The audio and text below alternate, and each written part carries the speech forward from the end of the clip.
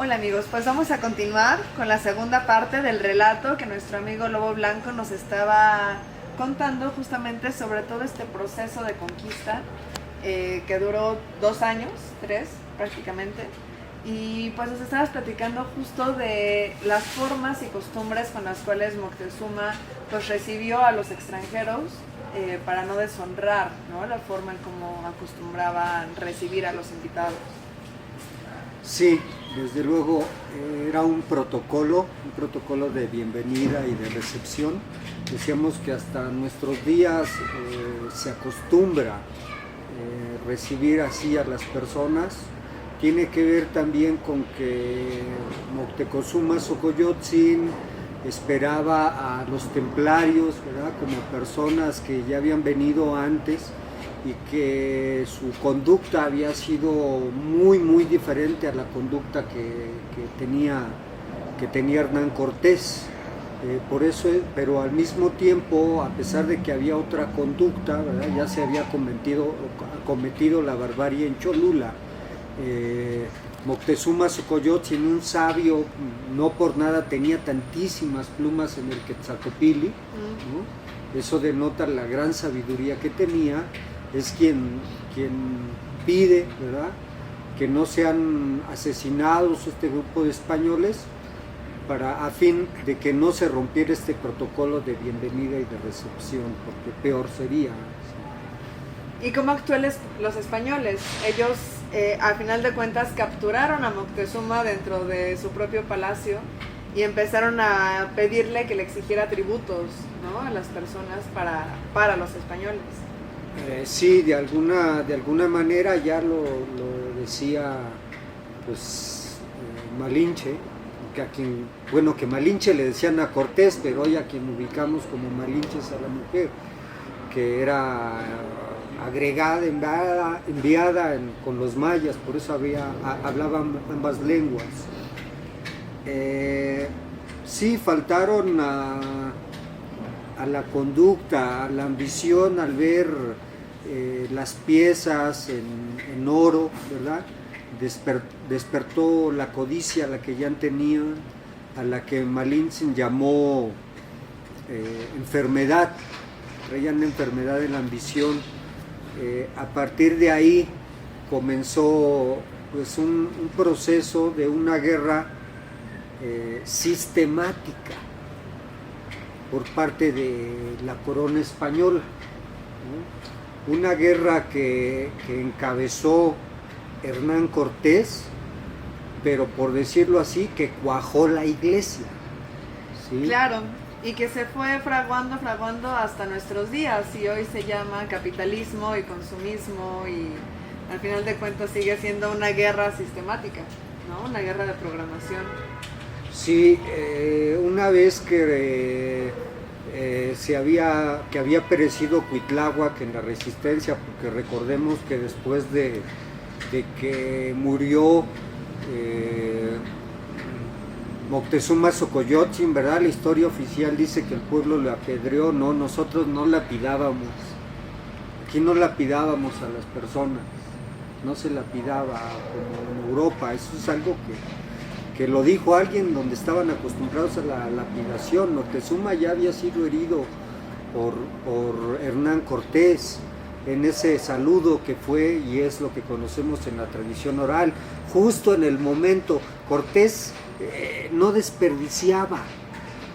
Justo cuando dijo, tú eres Moctezuma, un abrazo, ya llevaba la daga, felicidades. Sabía que lo tenía que eliminar. Desde un principio lo picó y por eso murió. Después Cuitláhuac empuña las armas. ¿Qué es lo que nos lleva en este momento? Hace 500 años teníamos la viruela y el sarampión. De alguna manera se utilizó como guerra biológica contra nuestro pueblo. A 500 años tenemos el coronavirus, ¿verdad?, también como una estrategia de acallar a los pueblos. Vemos el pueblo levantado con los mapuches en Chile, movimientos en Venezuela de pueblos originarios en otras partes. ¿Sí?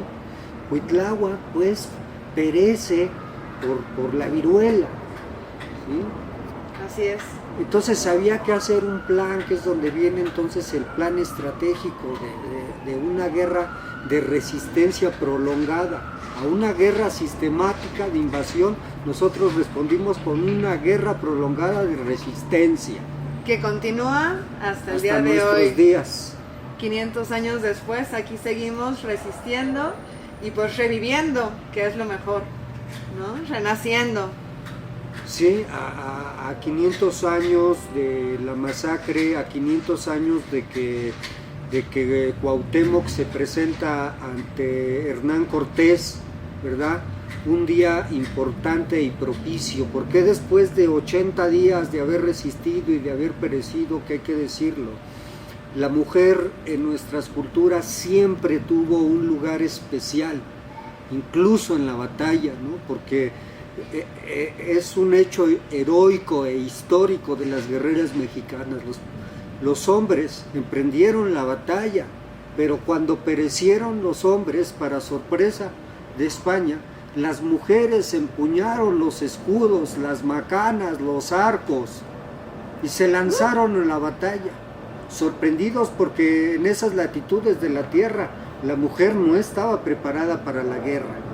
Aquí sí, eran jaguaras, eran águilas, y se resistió. Tenía que ser un día especial, no cualquier día, el día en que Cuauhtémoc realizara el protocolo de guerra. ¿Cuál era el protocolo de guerra, Ninel? Ese mismo que hizo Tlayacal contra Botzanga, la lagartija negra, del poderío ñañú, ñajo, de los que hoy conocemos como Otomí, combatieron entre ellos.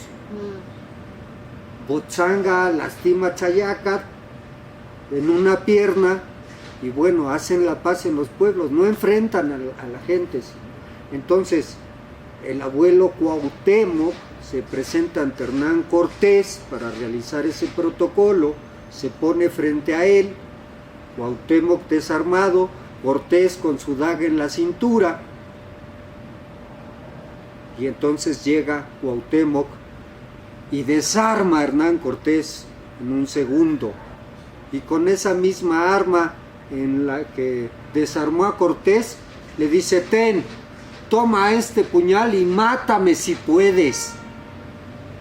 A Cortés le dio miedo ese joven fuerte, furioso, gallardo, con el plumaje, con toda la gallardía de la batalla, y lo hace preso.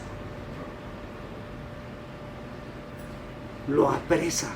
Claro. En lugar de dignificar la guerra. Son entonces fritos pies y manos en lo que hoy llamamos Coyoacán a nuestro gran Tlatoani, y le pedía el tesoro. Cosa muy grande. No podíamos entregar la sabiduría, ese era el tesoro, no el oro. Ahí fue un problema de traducción del lenguaje, Ninel. Para nosotros el oro es excremento del sol que ni se come ni se bebe, por tanto no vale. Para nosotros lo que valiera el maíz y el cacao, ese se come y se bebe. Pero nos pedía el tesoro, no se lo podíamos entregar, era la medicina, la astronomía, la matemática. La ciencia. Ese tesoro existe y está guardado todavía en nuestras casas de México y Nanáhuac, que es el conocimiento de la plantita, qué plantita te cura el ojo, qué plantita te cura el bronquio, qué plantita te hace que las fracturas se vuelvan a unir los huesos. Ese es el tesoro que el abuelo Cuauhtémoc no quiso entregar, y que hoy tenemos que dignificarnos, tenemos que dignificar ese hecho heroico del abuelo Cuauhtémoc, ¿verdad? Que estamos por cumplir 500 años de ese hecho, ¿verdad? Y no solo del abuelo Cuauhtémoc, perdón que te interrumpa, sino de todos los guerreros, claro, que ofrendaron su vida durante estos 80 días de resistencia, que no es poco, porque consideramos que cerraron todos los accesos para que entrara la comida y el agua, rompieron el acueducto, entonces la gente se estaba muriendo de hambre. Las crónicas relatan que se comían las piedras, se comían el adobe, se comían las lagartijas, los gusanos, porque se estaban muriendo de hambre y aún así resistieron casi 3 meses sin comida ni agua y luchando, ¿no? Entonces, ellos merecen todo nuestro respeto y reconocimiento, y todos los que siguieron después, que Claro. fueron millones, ¿no? Sí, Entonces, sí, este, sí. Pues en honor. todo el honor, ¿no? Todo el reconocimiento a su sacrificio. Sí, y continúa, por favor, perdón que te Pues claro, invitar a quien nos escuche, ¿verdad? A honrar estos días con una lucecita, ¿verdad? Y aprendemos en nuestro altarcito, efectivamente, como dice mi hermana, ¿verdad? Honrar nuestra memoria, porque nuestra memoria es nuestra mejor arma. La memoria es la mejor arma de los pueblos. Es esto, Ninel, cuando entonces el abuelo Cuauhtémoc de alguna manera ya se había dado a conocer el mandato máximo, que era la consigna de Anáhuac, es decir, ¿qué vamos a hacer los pueblos ante la llegada de esto? Claro. ¿Sí?